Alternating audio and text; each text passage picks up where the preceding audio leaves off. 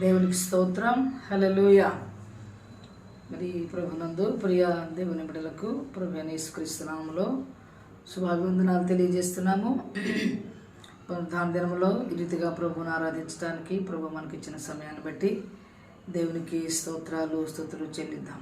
మరి వాక్యాన్ని చదువుకొని ధ్యానం చేద్దాం, ప్రార్థన చేసుకుందాం.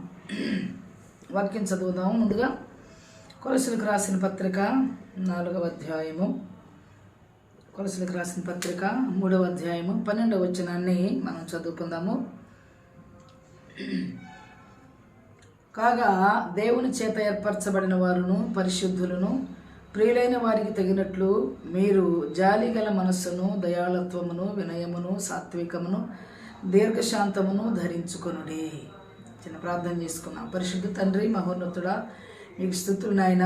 మీ యొక్క అపారమైనటువంటి ప్రేమను బట్టి, అత్యున్నతమైన మీ కృపను బట్టి మిమ్మల్ని స్తుతిస్తున్నాము నాయన. మీకు వందనాలు దేవా. మా జీవితంలో నాయన నిన్ను కలిగిన మేము వేటిని ధరించుకోవాలో, వేటిని విడిచిపెట్టాలో ప్రభువా మీ వాక్యం మాకు స్పష్టం చేస్తూ ఉంది కనుక వాక్యాన్ని మా తండ్రి వింటున్న మా జీవితంలో నాయన, వాక్యాన్ని ఎరిగి జీవిస్తున్న మా జీవితంలో నిన్ను ధరించుకున్న వారిగా ప్రభువా మా తండ్రి అయ్యా, నువ్వు చెప్పినటువంటి నాయన మా తండ్రి యొక్క తండ్రి శాంతివంతమైన లక్షణాలు మా జీవితంలో మేము ధరించుకొని నీకు మహిమ కలిగించే వారిగా ఉండడానికి సహాయం చేయమని ప్రార్థన చేస్తున్నాం.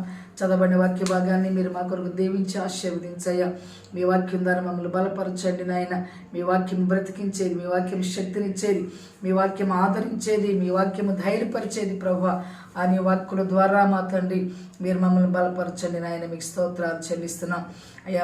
మీకు స్తోత్రం. మీ పక్షంగా నిలవబడుతున్నాను కూడా మీ యొక్క మా తండ్రి మాతని పాదాల దగ్గర తండ్రి మీ సెలవు చాటును దాచిపెట్టండి నాయన. మీరే మాట్లాడి మీ బిడ్డలతో నాయన ధైర్యపరచుకులకు చూపించి మహిమ పొందమని యేసు పరిశుద్ధమైన నామములో వేడుకుంటూ ప్రార్థన చేస్తున్నాము మా పరమ తండ్రి, ఆమేన్. చదువుకున్నటువంటి భాగంలో కొలసీలకు రాసిన పత్రిక 3వ అధ్యాయం 12వ వచనంలో మరి మనం ఏమి ధరించుకోవాలో వ్రాయబడింది. కాగా దేవుని చేత ఏర్పరచబడిన వారు పరిశుద్ధులను, దయాళత్వం ప్రియులైన వారికి తగినట్లుగా మీరు జాలిగల మనస్సును, దయాళత్వమును, వినయమును, సాత్వికమును, దీర్ఘశాంతమును ధరించుకోండి. దేవుని చేత ఏర్పరచబడిన మనము పరిశుద్ధులకు తగినట్లుగా ఏమి మనం ధరించుకోవాలో వాక్యం స్పష్టంగా మనకు తెలియజేస్తుంది. ఏమన్నా పరిశుద్ధులను ప్రియులైన వారికి తగినట్లుగా జాలి మనస్సు కలిగి ఉండాలి, దయాళత్వమును కలిగి ఉండాలి, వినయము కలిగి ఉండాలి, సాత్వికమును, దీర్ఘశాంతమును మనం ధరించుకోవాలి. ఏమండి, క్రైస్తవులు అనగానే మరి క్రీస్తును కలిగిన వారు, క్రీస్తును పోలిన వారు, క్రీస్తు యేసును కలిగిన ఈ మనస్సు మీరు కూడా కలిగి ఉండండి అని మనం ఎఫెసీయులకు రాసిన పత్రికలో మనం చూస్తాం. అయితే మనము ధరించుకోవాల్సింది ఏంటంటే క్రీస్తును కలిగిన మన జీవితంలో క్రీస్తును ధరించుకోవాలి, క్రీస్తును మనం చూపించే వారిగా ఉండాలి. అందుకని దానిగా ప్రభు చెప్తున్న మాటలు ఏమిటంటే, ఇక్కడ అపోస్తలుడైన పౌలు కొలసీ సంఘానికి తెలియజేస్తున్న విషయాలు ఏమిటంటే, పరిశుద్ధులకు తగినట్లుగా, ప్రియులైన వారికి తగినట్లుగా దేవుని చేత ఏర్పరచబడినటువంటి మీరు సాత్వికం కలిగి ఉండాలి, దీర్ఘశాంతాన్ని, జాలి మనస్సును మీరు ధరించుకోండి. ఇవి మన ఆధ్యాత్మికమైన జీవితంలో మనం ఎలాగూ మరి శారీరకమైనటువంటి ప్రతి దాన్ని మనం ధరించుకుంటున్నామో, వస్త్రాలు కానివ్వండి, ఇవన్నీ కూడా. అలాగే మన అంతరంగంని కలిగేటువంటి అలంకరణ ఏమిటాయి అంటే ఈ జాలిని, సాత్వికాన్ని, దీర్ఘశాంతమును, దయాళత్వాన్ని ఇవి మనము ధరించుకోవాలి. మన బట్టలు ఏ విధంగా ధరించుకునే కనబడుతున్నాయో బాహ్యంగా మన ఆధ్యాత్మికమైనటువంటి క్రియలు కూడా మన జీవితంలో వీటిని మన జీవితంలో కనబరిచే వారిగా వీటిని మనము ధరించుకోమని వాక్యం మనకు స్పష్టంగా తెలియజేస్తుంది. కాబట్టి దేవుని వాక్యాన్ని వింటున్నటువంటి మన జీవితంలో మనం వీటిని ఖచ్చితంగా ధరించుకోవాలి. ఎందుకంటే దేవుని నమ్ముతాము, బాప్తీసం తీసుకుంటాము, దేవుని సన్నిధికి వస్తాము, కానీ ఈ క్రియలు, ఈ సత్క్రియలు మన జీవితంలో చాలామంది జీవితాల్లో కనబడవు. ఏమండి, జాలి ఉండదు, ఎంతో కఠినంగా జీవిస్తూ ఉంటారు. ఏమండి, వినయం ఉండదు, సాత్వికం ఉండదు, దీర్ఘశాంతం ఉండదు. ఇవన్నీ మనము ధరించుకున్నప్పుడు ఏమండి మనము పరిశుద్ధులకు తగినట్లుగా, ప్రియులైన వారికి తగినట్లుగా మన యొక్క జీవితాలు ఉండవు. అందుకని సత్క్రియలు మనం ధరించుకోవాలి. సత్క్రియటువంటి ఈ మనస్సును మనము ధరించుకోవాలి. ఇవి మన జీవితంలో ధరించుకోవటం అంటే ఇవి మన జీవితంలో కనబడాలి లోకానికి. క్రీస్తును కలిగిన మనము క్రీస్తును ధరించుకొని ఉన్నాం. అందుకని గలతీయులకు రాసిన పత్రికలు అంటాడు కదా, 3వ అధ్యాయము 27వ వచనంలో రాయబడింది. గలతీయులకు రాసిన పత్రిక 3వ అధ్యాయం 27వ వచనంలో, క్రీస్తు యేసులోనికి బాప్తిసం పొందిన మీరందరూ కూడా క్రీస్తును ధరించుకొని ఉన్నారు అని రాస్తున్నాడు వాక్యం. ఏంటంటే క్రీస్తులోనికి బాప్తిసం పొందిన మీరందరూ కూడా క్రీస్తును ధరించుకున్నాం. ఏమంటే క్రీస్తు బాప్తిస్మం ద్వారా యేసయ్య మన మీద కప్పబడుతున్నాడు, యేసయ్యని మనం ధరించుకుంటున్నాం. కనుక క్రీస్తులోనికి బాప్తిస్మం పొందిన తరువాత మన జీవితంలో క్రీస్తు కనబడాలి. క్రీస్తును ధరించుకుంటున్నాం కనుక క్రీస్తే మన ప్రతి విషయంలో, మన ప్రతి క్రియలో కూడా క్రీస్తు కనబడాలి. ఇందులో చక్కన మాట్లాడుతున్నాడు, యూదుడని లేదు, గ్రీసు దేశస్థుడని లేదు, దాసుడని స్వతంత్రుడని లేదు, పురుషుడని స్త్రీ అని లేదు, అందరూ క్రీస్తునందు మీరందరూ ఏకముగా ఉన్నారు. కనుక బాప్తిసం పొందిన మన జీవితంలో ప్రభువును చూపించడానికి, క్రీస్తుని తెలియజేయడానికి, క్రీస్తుని మేము ధరించుకున్నాము అని చెప్పడానికి ఏ భేదం లేదు. ఇందులో అందరూ స్త్రీ అని, పురుషుడని, స్వతంత్రుడని, దాసుడని, గ్రీసు దేశస్థుడని, యూదుడని కూడా భేదం లేదు అని వ్రాయబడతా ఉంది. అందుకని మన జీవితంలో క్రీస్తును ధరించుకోవాలి. జాలిగల మనసును ధరించుకోవాలి. ఇంకా దయాళత్వాన్ని మనం ధరించుకోవాలి. ధరించుకోవాల్సిన విషయాల్ని అపోస్తలుడైన పౌలు చక్కగా సంఘానికి, మరి ప్రియులైనటువంటి వారికి, విశ్వాసులకి వారిని తెలియజేస్తున్న మాటలు మనం పత్రికలు మనం చదివితే దేవుని బిడ్డలమైన మనము వేటిని ధరించుకోవాలో, వేటిని విడిచిపెట్టాలో, ఏవి పరిశుద్ధులకు తగవో, ఏవి పరిశుద్ధులకు తగినవో ఇవన్నీ కూడా అపోస్తలుడైన పౌలు చక్కగా వివరంగా తెలియజేస్తూ ఉంటాడు. దేవునికి స్తోత్రం. అందుకని క్రీస్తు కనబడాలి మన జీవితంలో. క్రీస్తును ధరించుకుంటే ఇప్పుడు మనం బట్టలు ధరించుకున్నప్పుడు బట్టలు లోకానికి ఎలా కనబడుతున్నాయో అవి ఎలాంటి అయినా కానీ, అలాగే క్రీస్తు బాప్తిసం ద్వారా క్రీస్తు మన మీద కప్పబడినప్పుడు క్రీస్తును మనం ధరించుకుంటున్నాం కనుక మన ప్రతి విషయంలో కూడా క్రీస్తు మన లోకానికి, మన జీవితంలో కనబడాలి. అందుకని అపోస్తలుడైన పౌలు అంటాడు కదా, నేను క్రీస్తునందు సిలువేయబడ్డాను, నేను జీవించేవాడను నేను కాదు, ఇక క్రీస్తే నా యందు జీవిస్తున్నాడు అనే విషయాన్ని కూడా అపోస్తలుడైన పౌలు మరి క్రీస్తు ఇక్కడ రాస్తున్నాడు. గలతీ సంఘంలో అంటాడు కదా, గలతీ రాసిన పత్రిక 2వ అధ్యాయం 20వ వచనంలో, నేను క్రీస్తుతో కూడా సిలువేయబడి ఉన్నాను, ఇక జీవించేవాడను నేను కాదు, క్రీస్తే నా యందు జీవించుచున్నాడు. నేను ఇప్పుడు శరీరమందు జీవించుచున్న జీవితము నన్ను ప్రేమించి నా కొరకు తన్ను తాను అప్పగించుకున్న దేవుని కుమారుని అందరి విశ్వాసం వల్ల నేను జీవించుచున్నాను. కనుక క్రీస్తునే సిలువేయబడ్డాను అంటే క్రీస్తు కోసం నేను అంకితం చేయబడ్డాను, క్రీస్తు కోసం జీవించడానికి తీర్మానం చేసుకున్నాను. కాబట్టి నేను క్రీస్తుతో కూడా సిలువేయబడ్డాను కనుక ఇక నాలో జీవించేది నేను కాదు అనే విషయాన్ని అపోస్తలుడైన పౌలు ఇక్కడ స్పష్టం చేస్తూ ఉన్నాడు. నేను కాదు, జీవించేవాడు నేను కాదు, ఇక జీవించే జీవితం ఏంటంటే నా యందు జీవించుతున్న, నేను ఇప్పుడు శరీరమందు జీవించుతున్న జీవితము నన్ను ప్రేమించి నా కొరకు తన్ను తాను అప్పగించుకున్న దేవుని కుమారుని అందరి విశ్వాసం వలన నేను ఆయన కోసమే జీవిస్తున్నాను అనే విషయాన్ని కూడా పౌలు గారు ఎంతో స్పష్టంగా మనకు తెలియజేస్తూ ఉన్నాడు.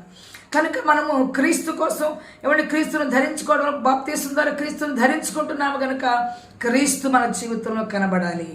అలాగే పరిశుద్ధులకు తగినట్లుగా దేవునికి ప్రియులని పిల్లలుగా జీవించడానికి మనం జాలి మనసు కలిగి ఉండాలి, దయాళత్వాన్ని కలిగి ఉండాలి. ఇవన్నీ కూడా మీరు ధరించుకొనుడి అని కొలసీలకు రాసిన పత్రికలో మనం చదువుకున్నాం. కాబట్టి మన జీవితంలో ఇవి మనం ధరించుకోవాలి. మన విశ్వాస జీవితంలో కావచ్చు, మన సేవా జీవితంలో, దేవుని బిడ్డలంగా జీవిస్తున్నటువంటి క్రైస్తవ జీవితంలో మనం ధరించుకోవాల్సింది ఏమిటంటే జాలి, దయ, కనికరము, వినయము. చాలామందికి ప్రభువు నమ్ముకుంటారే కానీ వినయం కనబడదు, విధేయత కనబడదు. కనుక ఎంతో ఇదిగా మరి దేవునికి మరి మహిమలేనటువంటి జీవితాలు జీవిస్తూ ఉంటాం. అంటే క్రీస్తును ధరించుకున్న జీవితం కాదు అది. కాబట్టి బాప్తిసము ద్వారా మనం ఏం చేయబడుతున్నామంటే వాక్యంలో రాయబడిన రోమిలకు రాసిన పత్రికలో బాప్తిసము ద్వారా మనం సమాధి చేయబడుతున్నాము. మన యొక్క పాప పురుషుని మనం సంపూర్ణంగా సమాధి చేస్తున్నాము. పాత జీవితాన్ని సమాధి చేస్తూ క్రీస్తుని ధరించుకున్న వారిగా మనం లేపబడుతున్నామని మరి రోమిలకు రాసిన పత్రిక 6వ అధ్యాయంలో మనం ఖచ్చితంగా చూడగలం. అందుకని మనం ధరించుకోవలసినవి ఆధ్యాత్మికమైనటువంటి ఈ సత్క్రియలు, ప్రేమ, దయ, కనికరము, వినయము, విధేయతలు క్రీస్తునే మనం లోకానికి చూపించే విధముగా బాప్తిసము ద్వారా మనం క్రీస్తును ధరించుకుంటున్నాము అనే విషయాన్ని కూడా మనము గమనిస్తూ ఉన్నాం. దేవునికి స్తోత్రం. అందుకని చూడండి, ఎఫెసీయులకు రాసిన పత్రికలో చక్కని విషయాలు ప్రభు తెలియజేస్తున్నాడు. 4వ అధ్యాయం 24వ వచనం దగ్గర రాస్తాడు. ఎఫెసీయులకు రాసిన పత్రిక 4వ అధ్యాయము 24వ వచనం దగ్గర రాయబడిన మాటలు మనం చూసినట్లయితే, కొన్ని నీతియు యథార్థమైన భక్తి గలవారై దేవుని పోలికగా సృష్టించబడిన నవీన స్వభావముని మీరు ధరించుకోండి అని చెప్తా ఉన్నాడు ఇక్కడ. కాబట్టి మనం దేవుని బిడ్డలకు ఏమండి ప్రియులని పిల్లలుగా దేవుని బిడ్డలంగా జీవిస్తున్న మన జీవితంలో నీతి కలిగి ఉండాలి, యథార్థమైన భక్తి కలిగి ఉండాలి. ఏమంటే చాలామంది భక్తి చేస్తున్నాము అనుకుంటారు, కానీ వారి భక్తి జీవితంలో ఏమాత్రం కూడా యథార్థత కనబడదు. ప్రార్థనలో ఉన్నంతసేపే మనం ఏమైనా ఎంతో భయభక్తులు కలిగి జీవిస్తాం తప్ప దేవుడు ఎక్కడున్నా ఏ స్థలంలో ఉన్నా మనం ఆయనకు భయపడి జీవించే వారిగా ఉండాలి. అలాగున యథార్థమైన భక్తి గలవారమై దేవుని పోలికగా సృష్టించబడినటువంటి నవీన స్వభావము ధరించుకోవాలి. ఏమంటే నూతన స్వభావం మనకు ఉండాలి. ఒకప్పుడు లోకంలో జీవించాము, దేవునికి వ్యతిరేకమైన కార్యక్రమాల్లో జీవించాము. అయితే ప్రభువుని ఎరిగిన మన జీవితంలో నీతితో కూడిన భక్తి, యథార్థమైన భక్తి గలవారమై మనం ఉండి దేవుని పోలిక మనలో ఉండాలి. ఏమంటే దేవుని యొక్క ప్రేమ కనబడాలి. దేవుని బిడలంగా దేవుని పోలిక అంటే ఏంటి? ఏమంటే లోక సంబంధంగా మనం చూస్తే మన పిల్లల్ని ఎవరైనా చూస్తే ఏమంటారు? అచ్చగా మీ నాన్నలాగే ఉన్నారు అంటారు. ఎందుకంటే తల్లిదండ్రుల పోలిక కనబడతా ఉంది. అలాగే దేవుని బిడ్డలంగా మనం జీవించాలంటే దేవుని పోలిక మనలో ఉండాలి. ఇవన్నీ క్రీస్తును కలిగిన వారిగా ఉండాలి. క్రీస్తుని పోలికను మనం ధరించుకోవాలి. కనుక దేవుని బిడ్డలంగా దేవుని లక్షణాలు మనలో ఉండాలి. నిజంగా దేవుని నమ్ముకున్నారు, నిజంగా దేవునికి ఎంతో భయపడుతున్నారు, ఎంతో ప్రార్థిస్తున్నారు. ఇదివరకు ఎంతో మరి అసభ్యంగా ఉండేవాళ్ళు, ఎంతో కోపంగా ఉండేవాళ్ళు. ఇప్పుడు క్రీస్తును ధరించుకున్నారు, దేవుని పోలికల వారిలో కనబడుతున్నాయి అనేటువంటి సాక్ష్యాన్ని మనం కలిగి ఉండాలి. కనుక దేవుని పోలికగా సృష్టించబడినటువంటి నవీన స్వభావాన్ని మనం ధరించుకోవాలి. ఏమి ధరించుకోవాలి? మన జీవితంలో నూతన స్వభావాన్ని మనము ధరించుకోవాలి. ఎందుకంటే పాతవి మన జీవితంలో గతించిపోయినాయి కనుక. అందుకని చూడండి, మోసకరమైన దురాశల వలన చెడిపో మీ ప్రాచీన స్వభావం వదులుకొని మీ చిత్తవృత్తి యందు నూతన పరచబడాలి. దేవుని మన గుర్తెరిగిన తర్వాత, ప్రభు మన జీవితంలోకి ప్రవేశించిన తర్వాత మన చిత్తవృత్తి యందు మన మనసు జరిగించే కార్యక్రమాల విషయంలో మనం ఏం చేయాలి చెప్పండి? నూతన పరచబడాలి. ప్రాచీన స్వభావాన్ని విడిచిపెట్టుకొని నీతి కలిగి యథార్థమైన భక్తి కలిగి దేవుని పోలిక కలిగిన వారిగా ఉండాలి. నిజంగా క్రీస్తు బిడ్డలు, క్రీస్తును ధరించుకున్నారు వీరి మాటలు, వీరి సమస్తంలో కూడా ఏమండి క్రీస్తు పోలిక కనబడుతుంది అన్నట్లుగా మనం క్రీస్తును ధరించుకోవాలి. ఎందుకంటే దేవుని పోలికగా సృష్టించబడిన నవీన స్వభావమును ధరించుకోమని వాక్యం చెప్తా ఉంది. కనుక దేవుని సన్నిధులు ఇవన్నీ కూడా మనము దేవుని పోలిక కనబడాలి. లోకంలో మన జీవితంలో, లోకానికి మన జీవితంలో దేవుని పోలిక, దేవుని లక్షణాలు ఎలాగ మన బిడ్డలను చూచిన వారు ఏమంటే మన తల్లిదండ్రుల లక్షణాలు ఎలా గమనిస్తున్నారో లోకరీత్యా దేవుని పిల్లలంగా జీవించడానికి తీర్మానం చేసుకున్న మన జీవితంలో దేవుని పోలిక, దేవుని లక్షణాలు, దేవుని ప్రేమ, దేవుని కనికరం ఇవన్నీ కూడా మనం ధరించుకున్నప్పుడు దేవుడు మన జీవితాలను బట్టి మహిమపరచబడతాడు. దేవునికి స్తోత్రం. హల్లెలూయా, హల్లెలూయా. అందుకని పేతురు రాసిన 2వ పత్రికలో కూడా 5వ అధ్యాయం దగ్గర చక్ర మాట చెప్తా ఉంటాడు. పేతురు రాసినటువంటి 2వ పత్రిక 1వ అధ్యాయము 5వ వచనంలో చక్కని మాటను మరి భక్తుడు పేతురు మనకి తెలియజేస్తూ ఉన్నాడు. 1వ అధ్యాయము 5వ వచనం దగ్గర అంటున్నాడు కదా, ఈ హేతువు చేతనే మీ మట్టుకు మీరు పూర్ణ జాగ్రత్త గలవారై విశ్వాసమునందు సద్గుణమును, సద్గుణమునందును జ్ఞానమును, జ్ఞానమునందు ఆశానిగ్రహమును, ఆశానిగ్రహమును సహనమును, సహనమందును భక్తిని, భక్తి యందు సహోదర ప్రేమను, సహోదర ప్రేమందు దయను అమర్చుకొనుడి. ఇవి కలిగి మీరు విస్తరించిన అవి మన ప్రభు అయిన యేసు క్రీస్తును కూర్చిన అనుభవ జ్ఞాన విషయం మిమ్మల్ని సోమరులను నిష్ఫలను కాకుండా చేయును. కనుక ఇక్కడ చక్కని మాటలు రాస్తున్నాడు. ఆ హేతు చేత పైన ఏమన్నాడంటే దేవస్వభావం ముందు పాలివారగునట్లు వాటిని ప్రభు మనకు అనుగ్రహించాడు. పైకలు తన విషయాలు, చక్ర విషయాలు రాయబడ్డాయి. ఆ హేతువు చేత ప్రభు మనల్ని ఆయన పోలికగా దేవుని స్వభావం ముందు పాలివారగినట్లుగా ప్రభు మనకు అనుగ్రహించినటువంటి వాటి వాగ్దానాలను బట్టి ఆ హేతువు చేత మీ మట్టుకు మీరు పూర్ణ జాగ్రత్త గలవారి విశ్వాసం నందు సద్గుణమును, సద్గుణమునందు జ్ఞానము, జ్ఞానమునందు ఆశానిగ్రహము ఇవన్నీ కలిగి సహనము కలిగి ఇవన్నీ భక్తిని ఒకదాన్ని ఒకటి కూడా మనం అమర్చుకుంటూ సహోదర ప్రేమలో ఇవన్నీ దేవుని దయను మనము అమర్చుకొని మరి ధరించుకొని జీవించే వారిగా ఉండాలని కూడా పేతురు భక్తుడు మనకు తెలియజేస్తున్నాడు. దేవునికి స్తోత్రం. హల్లెలూయా. అందుకని మనం ధరించుకోవలసినటువంటివి ఏమంటే ప్రభువులో జీవిస్తున్న మన జీవితంలో ఇవన్నీ మనము ధరించుకోవాలి. ఏమంటే ఆధ్యాత్మికంగా దేవుని పిల్లలమైన మనం చేసే పాపాలు ఏమిటాయి అంటే ఏమండి భయంకర పాపాలన్నీ విడిచిపెట్టి వస్తారు కదండి. సినిమాలు చూడటము మరి ఇవి చేస్తే చాలా గొప్ప గొప్ప భయంకర పాపాలు ఉన్నాయి కదా, అవన్నీ విడిచిపెడతాం. కానీ దేవుళ్ళలోకి వచ్చినాక మనం చేసే పాపాలు అంతరంగ పాపాలు ఏమిటాయి అని అంటే ఏమండి కోపాలు, ద్వేషము, అసూయ, ఇవన్నీ కూడా ఏమంటే దేవుని బిడ్డలుగా జీవిస్తున్న మన జీవితంలో తెలియకుండా జరిగేటువంటి పాపాలు. గొప్ప గొప్ప పాపాలన్నీ విడిచిపెడతారు, సినిమాలు విడిచిపెడతారు, వ్యభిచారం విడిచిపెడతారు, ఏమంటే త్రాగులు ఇవన్నీ విడిచిపెడతాం. కానీ ప్రభువులోకి వచ్చినాక ఏమంటే మనకు దూరం చేసి ఆధ్యాత్మిక మనకు అడ్డం వచ్చేటువంటి పాపాలు ఎన్నో కనబడుతూ ఉన్నాయి ఇక్కడ. ఇవన్నీ కూడా మనం విడిచిపెట్టుకోవాలి. ఏమండి ప్రేమను ధరించుకోవాలి, కనికరమును ధరించుకోవాలి, జాలి మనసు ధరించుకోవాలి. బాప్తిస్మ ద్వారా క్రీస్తును ధరించుకుంటున్నాం. ఇవన్నీ చేస్తున్నటువంటి మన జీవితంలో మనం ఇంకేం నవీన స్వభావాన్ని ఏమండి ఇంకేం చేయమంటే యథార్థమైన భక్తి కలిగిన వారిగా ఉండి నవీన స్వభావం ధరించుకోవాలి అని అన్నీ ప్రభు మనకు తెలియజేస్తున్నాడు. అయితే మన జీవితంలో ఇంకా విడిచిపెట్టవలసినవి కనబడినటువంటి అంతరంగ దోషాలు, కనబడిన దోషాలు ఏమండి కొంతమందికి ఎంతో కోపం, సహించేటువంటి కోపంతో మనం జీవిస్తూ ఉంటాం కదండి. ఇంకా ఇవన్నీ కూడా ద్వేషము, అసూయ ఏమండి సామెతలు అంటాడు కదా, బుద్ధిహీనుడు అసూయ చేత చస్తాడంట. అసూయ మనం పాపం అనుకోం ఏమండి. ఇవన్నీ మనకు తెలియకుండా విశ్వాసమే మనం చేసే పాపాలు. అవన్నీ విడిచిపెట్టుకున్నాము, ఇక్కడ పట్టబడుతున్నాం, వీటిని విడిచిపెట్టలేకపోతున్నాం. సౌలు కూడా దేవుని రాజ్యాన్ని ఎందుకు పోగొట్టుకున్నాడు అని అంటే దావీదు మీద అసూయ చేత తనకున్న సింహాసనం పోగొట్టుకున్నాడు, తనకున్నటువంటి రాజరికాన్ని పోగొట్టుకున్నాడు. అసూయ చేత ఏమండి సౌలుకి 10,000 దావీదుకి 10,000 జేజేలు కొట్టారని ఏమండి ఆ సౌలు దావీదు మీద అసూయతో ఆయన మీద విషపు చూపు చూచి దావీదును చంపాలన్న ప్రయత్నం కలిగి జీవించాడు. కాబట్టి అందుకని సమస్తాన్ని పోగొట్టుకున్నాడు, దేవుడిచ్చిన ఆధిక్యతను పోగొట్టుకున్నాడు. అందుకని అసూయ, కోపం ఇవన్నీ కూడా మనం పాపం అనుకోము, కానీ ఇవి భయంకరమైన పాపాలు. అందుకని ఇవన్నీ మన అంతరంగంలో ఏమంటే ప్రభు మనల్ని మరి ఆయన వడకట్టినప్పుడు మన అంతరంగ జీవితంలో ఇవన్నీ అడ్డుగా వచ్చేటువంటి పాపాలు అన్నమాట. అందుకని వీటన్నిటిని మనం విడిచిపెట్టుకోవాలి. ఎవరు ఏవేవి ధరించుకోవాలో వాక్యం మనకు తెలియజేస్తుంది, మనం విన్నాము. ఏమి విడిచిపెట్టుకోవాలో కూడా వాక్యం మనకు స్పష్టంగా తెలియజేస్తూ ఉంది. అందుకంటే ఎఫెసీయులకు రాసిన పత్రిక 6వ అధ్యాయం 17వ వచనం దగ్గర దేవుని బిడ్డ మనము వేటిని విడిచిపెట్టాలో ఎంత స్పష్టంగా అక్కడ తెలియజేస్తూ ఉంటాడు. 6వ అధ్యాయం 17వ వచనం దగ్గర ఎఫెసీయులకు రాసిన పత్రిక 6:17 రాస్తా ఉన్నాడు కదా. ఇంకా మనం ధరించుకోవలసింది 5:14 రాస్తున్నాడు, దేవుడి సర్వాంగ కవచం ధరించుకొని ఏలయనగా మీ నడుములకు సత్యమును దట్టి కట్టుకొని నీతైన మైమరు తొడుక్కొని మీ పాదములకు సమాధానం సిద్ధమనసు జోడు తొడుక్కొని నిలవబడండి శక్తిమంతులు అవ్వడానికి అన్నాడు ఇక్కడ. ఇవన్నీ కాక విశ్వాసమును డాలు పట్టుకొని దానితో మీరు దుష్టుని అగ్నిబాణంటిని ఆర్పుటకు శక్తిమంతులు అవుతారు.